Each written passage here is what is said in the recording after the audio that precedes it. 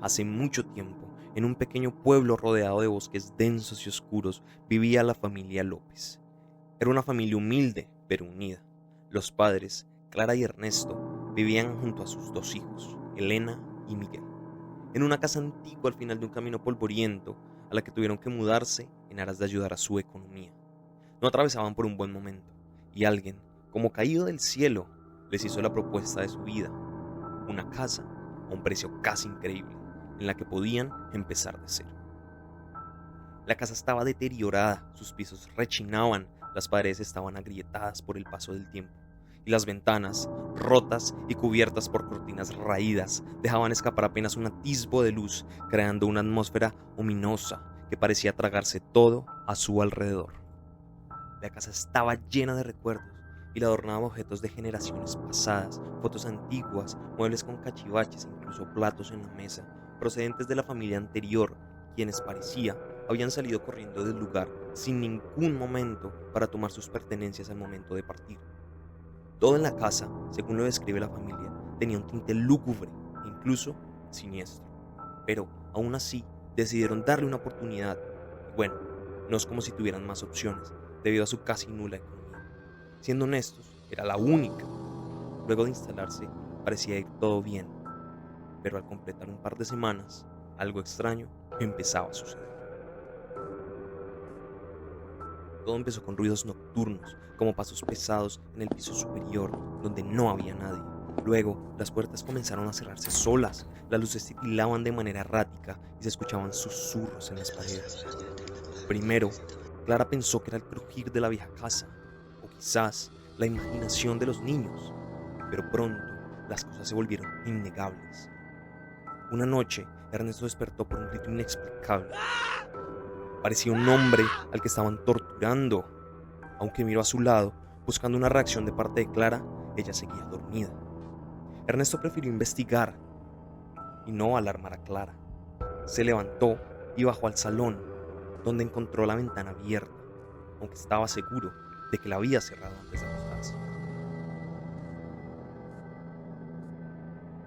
Un viento frío y terrible y una peste recorrían la casa. Olía podrido, tanto que Ernesto tenía que cubrirse la nariz con su camiseta para poder respirar.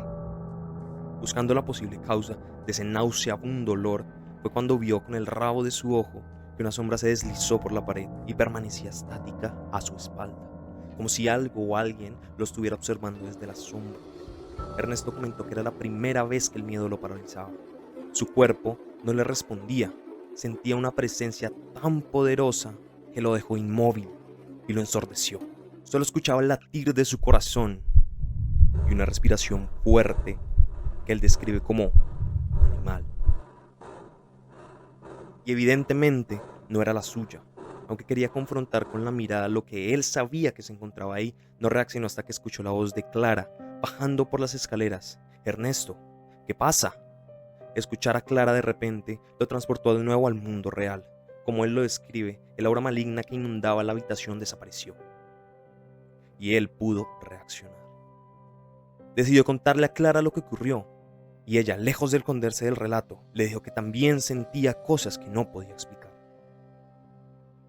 Se refirió a la sombra que vio Ernesto como ese ser, y comentó haberlo visto un par de veces en el reflejo del divisor del vidrio de su baño y también a través del reflejo de la ventana de la habitación de los niños, pero quiso ignorarlo para no alarmar a nadie. Pensó que tal vez era el producto de su imaginación o el cansancio. Porque claro, la incertidumbre diaria, las deudas, les dificultaba el sueño y como otras noches, ninguno de los dos pudo dormir. Las visitas nocturnas de este ser se hicieron más frecuentes. Siempre sentían su llegada a la misma hora, acompañada de un olor podrido e insoportable. Alrededor de las 3 de la madrugada y con el pasar del tiempo, las manifestaciones eran más perturbadoras y macabras. Se empezaron a escuchar risas burlonas, pasos arrastrándose por el suelo y en ocasiones el murmullo de una voz profunda y gutural que llamaba por el nombre de los miembros de la familia: Clara, Ernesto, Elena. Miguel. El eco de esas voces parecía provenir de todas partes, envolviendo la casa en una atmósfera de terror palpable. Desesperados por la situación, decidieron hablar con el sacerdote del pueblo cercano. Era una familia muy ligada a la religión y quería entender por qué. Si eran tan fieles seguidores, podía ocurrirles algo así. Fue entonces cuando el sacerdote del pueblo, Ignacio, atendió el caso de la familia y les aseguró que algo oscuro los acechaba, algo que no era humano. El padre Ignacio les confirmó sus sospechas y un demonio habitaba esa casa y su objetivo era desesperarlos. El demonio, según relata el padre Ignacio, había estado ligado a la casa desde hace muchos años. En el pasado, un antiguo ocupante, un hombre ambicioso y cruel, había realizado un ritual de magia de la más oscura para obtener poder y riqueza. Un ritual que era base de un sacrificio de sangre y con todo el conocimiento de que se estaba invocando una entidad maligna. En su afán de ganar riqueza y control, había ofrecido el arma del sacrificado a ese demonio, sellando un pacto que sin saber lo ataba para siempre a la casa. El sacrificado fue encontrado por la gente del pueblo, pues el ocupante dejó de ser visto durante días y sus vecinos preocupados decidieron investigar dentro de su casa, encontrando ahí lo que ahora era la cocina donde comen los López, a un joven adolescente, encima de una mesa de madera oscura, rodeado de velas negras, dentro de un círculo de sal y en un estado deplorable.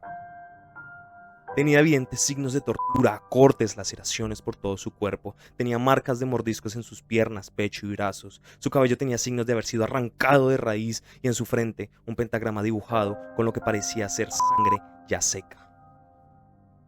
Por supuesto, la escena fue impactante para todos y motivo de conversación de los siguientes meses e incluso años. Sin embargo, de su vecino no había rastro y jamás fue visto de nuevo. Los López al parecer eran los cuartos en llegar a tratar de habitar esa casa y los segundos en ir con el padre Ignacio. Los anteriores a los López sufrieron la desaparición repentina de uno de sus hijos menores, luego de experimentar los mismos fenómenos que los López. Y al no encontrar a su hijo, después de 6 días, decidieron huir despavoridos. Su hijo nunca fue encontrado. El padre Ignacio les advirtió que el demonio se alimentaba de su miedo y que cuanto más temieran, más fuerte se haría. Sin embargo, les dijo que no había nada que él pudiera hacer, pues ya lo había intentado todo, que lo mejor era que se fueran de ahí. Y para desgracia de los López, lo peor estaba por venir. Esa misma noche, luego de visitar al padre Ignacio, mientras discutían en la cena para decidir dónde ir, porque evidentemente no querían quedarse viviendo en la cena de un crimen tan atroz, y en lo que parecía una cena tranquila, la luz del salón se apagó. Y la habitación se llenó de una aura muy oscura. De repente, a través de las grietas de las paredes, un olor a azufre inundó el lugar, y luego algo empezó a emerger. Era ese ser, se materializó de forma completa delante de los 4 integrantes de la familia. Era una criatura muy alta, delgada, con ojos profundos negros que reflejaban un vacío aterrador. Su piel parecía estar hecha de sombras y humos, y su boca estaba llena de dientes afilados como cuchillas. Aterrados, Clara y Ernesto abrazaron a sus hijos intentando darle la espalda al demonio. Los niños, aterrados, solo gritaban por ayuda. Clara empezó a rezar todas las oraciones que pasaban por su cabeza, mientras observaban cómo Ernesto tenía una mirada completamente perdida, pues el miedo se había apoderado de él. Clara describe el momento como si un temblor muy fuerte moviera todo el piso y como si el tiempo se detuviera. Ella, aferrada a sus oraciones, solo podía dejar pasar los minutos y de un momento a otro el miedo se disipó. Los niños seguían llorando muy angustiados, pero Ernesto logró reaccionar. Fue entonces cuando decidieron tomar lo primero que vieron, e igual que la familia anterior, correr lo más lejos posible. La casa vieja sigue ahí, esperando a ser habitada, y la familia comenta que aún pueden oler el azufre penetrante que invadía la habitación esa noche, y que la sensación de que algo los miraba desde las sombras siempre estará con ellos.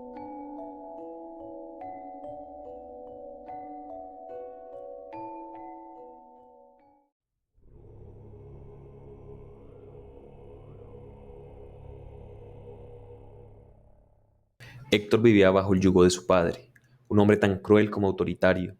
Desde pequeño había sido víctima de maltratos tanto físicos como psicológicos. Héctor sufría todo tipo de agresiones, incluso del tipo sexual. Su padre era un alcohólico y fumador que desde que su esposa, la madre de Héctor, falleció, dejó salir todo lo peor de su ser. Era un hombre rígido, frío y despiadado. Nunca había mostrado ni un atisbo de cariño, y más bien veía a Héctor como un objeto del cual podía disponer como él quisiese. Cada palabra que su padre pronunciaba era una sentencia y cada mirada era una condena. Su padre no lo dejaba ni siquiera estudiar, y su única interacción con el mundo eran los cartones que lo hacía recoger para ganar unos pesos extras. Sin amigos o familiares que se preocuparan por él a su alrededor, creció convencido de que no merecía amor, que su vida era un error, y por supuesto, lo único que lo impulsaba a vivir era el resentimiento hacia su padre, que cada vez se hacía más grande. A los 16 años, cansado de vivir con el constante miedo y el odio acumulado, Héctor decidió que debía hacer algo, pues no podía seguir soportando la tiranía de su padre, pero también sabía que no tenía el valor de enfrentarlo cara a cara, así que huyó de casa. Fue con el único familiar que tenía, su tía, hermana mayor de su madre, quien había perdido contacto con la familia desde hace muchos años, pues el padre de Héctor era un maltratador de manual y se encargó de alejarlos a todos, de sus seres queridos. Sin embargo, ella no dudó en abrirle sus puertas, aunque por supuesto, desconociendo el trasfondo macabro que se estaba fraguando. En la desesperación de Héctor, algo oscuro comenzó a germinar en su mente, y fue así como buscó en los rincones más oscuros de Internet. Preguntó a personas de dudosa moralidad, y fue así como llegó a conocer a un hombre extraño, quien decía ser experto en temas de ocultismo y satanismo, y este le ofreció una solución, un pacto con un demonio, asegurando que estos seres no tienen límites a la hora de cumplir todo tipo de deseos, por más oscuros que sean. Héctor entonces decidió encontrarse en persona con el hombre, y así éste le habló de un demonio, Azazel, un demonio antiguo conocido por su habilidad con la que a través de él se podían hacer realidad deseos, pero todos sabemos lo que esto conlleva. Siempre hay un precio. ¿Qué deseas?, le preguntó el extraño, con una sonrisa que no dejaba ver bien si era bondadosa o malévola. Héctor, cegado por su rabia y desesperación, no dudó en pedir lo que más deseaba. Quiero que mi padre pague por lo que me hizo, que sienta dolor físico y mental. Quiero que su vida se convierta en un infierno, que sufra. El extraño le advirtió a Héctor que si algo podía ser un pacto demoníaco aún más peligroso, eran las emociones negativas ocultas en el deseo. Pero Héctor no escuchó. Era más el odio que el miedo. Para hacer el pacto, debía sacrificar a 2 gallinas negras, beber 6 gotas de su sangre, sumergir sus manos en el resto de la sangre y untar sus genitales con la misma, toda la luz de la luna, mientras el extraño recitaba un par de conjuros en un idioma que solo él conocía. Un sacrificio, un alma perdida y una vida condenada. El precio sería alto, pero al final su padre recibiría el castigo que según Héctor merecía, y esto era lo único que le importaba. A la mañana siguiente, tras hacer el pacto, Héctor sintió un cambio en su interior. La atmósfera en su casa era diferente, como si el aire se hubiera vuelto más denso, cargado de presencias invisibles. Su padre, por otro lado, no lo notó de inmediato, pero pronto empezaron a ocurrirle cosas extrañas. El trabajo de su padre se fue desmoronando, las pequeñas cosas que siempre le daban control, como su negocio de reciclaje y su reputación, comenzaron a desmoronarse ante sus ojos. Enfermedades, problemas, accidentes, aquel hombre que siempre se había creído invencible, que nunca había experimentado el fracaso, pronto se vio rodeado de una cadena de desgracias. Héctor comenzó a sentir una extraña satisfacción al enterarse a través de los amigos y compañeros de trabajo de su padre cómo éste perdía el control. Era como si por fin el poder estuviera en sus manos, pero algo oscuro comenzó a deslizarse dentro de su propia alma. A cada mal que le caía a su padre, Héctor también experimentaba una presión creciente en su pecho. Las sombras en su casa se volvían más pesadas. Sentía una presencia extraña en cada rincón y en cada habitación. un frío helado que no se despejaba, que lo perseguía incluso en sus sueños. Una noche, mientras dormía, Héctor se despertó por un susurro. Héctor, dijo una voz baja, gutural, que provenía de las sombras. Aterrorizado, Héctor encendió la lámpara. El cuarto estaba vacío, pero sentía esa presencia cada vez más cerca, y notó como en su pierna tenía una marca visible del apretón de una mano grande, como si lo hubiesen agarrado con tal fuerza que casi rompe su piel. Por lo que sabía, no era parte de su imaginación. Los días pasaron y las desgracias de su padre no cesaron, y Héctor entendió que el demonio no solo estaba cumpliendo el pacto con su padre, sino que también él era parte del trato. Azazel había comenzado a tomar algo de él, su alma, su energía, su mente y pronto también su cuerpo. Una tarde, mientras caminaba por el pasillo de la casa, Héctor se miró al espejo y no reconoció a la persona que se veía reflejada. Sus ojos eran oscuros, sin vida, pero tenían esquinas rojas, como con sangre. Su piel pálida y ajada, con ronchas, con puntos de pus, parecía estar descomponiéndose. Un dolor punzante le atravesaba el pecho, como si algo estuviera succionando su ser. Desesperado, trató de comunicarse con aquel extraño que le había ayudado con el trato, pero el número nunca fue más que una voz vacía al otro lado de la línea. Has firmado un contrato con Azazel, le habían dicho. El demonio no te dará lo que quieres sin tomar algo a cambio. Héctor intentó escapar, salir de su casa, huir de todo, pero cada vez se sentía más acorralado y cada vez se veía peor. Donde quiera que fuese, se sentía como una presión, como si las paredes mismas estuvieran sujetas a los hilos invisibles de Azazel. Cada vez que intentaba alejarse, sentía su cuerpo debilitándose, como si algo invisible jugara a hacerle daño lentamente. Las voces en su cabeza cada vez eran más fuertes. Empezó a escucharlos susurrar, reír, gritar. Cualquier pensamiento que pasase por su mente se entremezclaba con la risa macabra de Azazel. Era insoportable.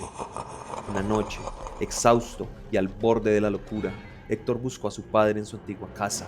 La culpa y la desesperación lo había llevado a pedirle ayuda al ser que más despreciaba en la tierra. Héctor llegó a la casa y abrió la puerta lentamente. Dio un par de pasos y se encontró con una casa completamente a oscuras.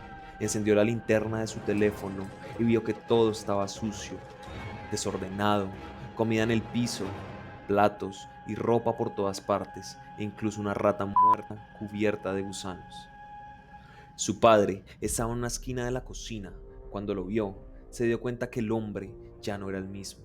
Sus ojos, antes llenos de furia, ahora estaban vacíos, desorbitados, como si estuviera viendo algo mucho más allá de la realidad.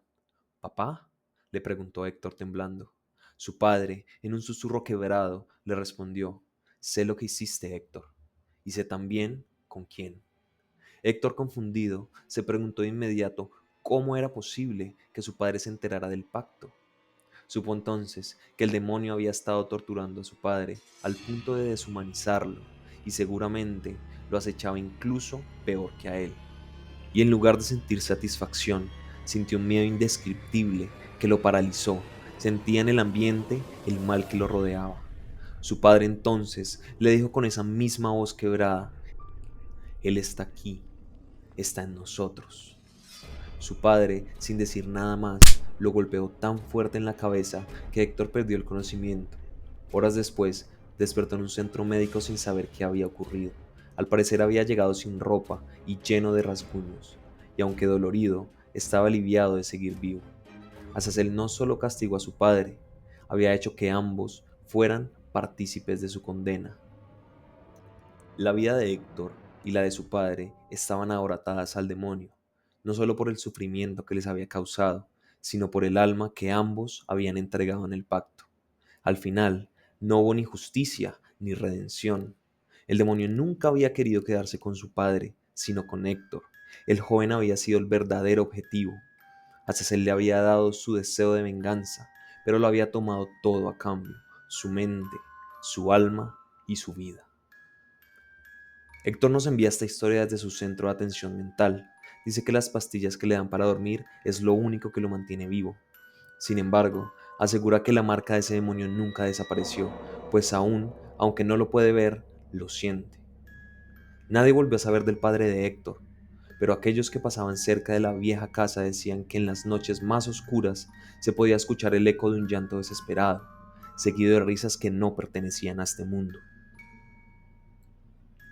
Héctor, en su deseo de venganza, aunque para algunos más que justificada, se metió con lo que no puede controlar y acabó perdiéndolo todo. Recuerda que te hablaba la voz tras la puerta roja.